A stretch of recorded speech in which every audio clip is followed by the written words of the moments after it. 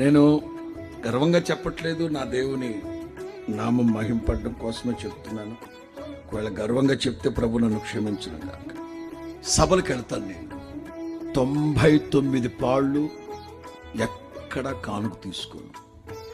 నాతో ఉన్న సేవకుడితో చెప్తా, కారులో బ్యాగ్ ఉంటుంది, 50,000 లేకపోతే ఒక 1,00,000 రూపాయలు సభలు ఏర్పాటు చేసిన సేవకుడు వెనక్కి తీసుకెళ్ళి చేతులు పెట్టి ఖర్చులకు వాడుకోను. అంటే మరలా చెప్పు, ఎవ్వరికి చెప్పొద్దను. ఆ సేవకుడితో చెప్పు, భార్యకు కూడా చెప్పొద్దని వాడుకున్నాను. 50% నేనే ఇస్తాను.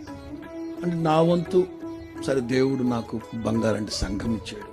99% ఎవరి దగ్గర కానుక తీసుకో, ఎందుకంటే చాలా ఖర్చు పెట్టుకొని ఉంటాను.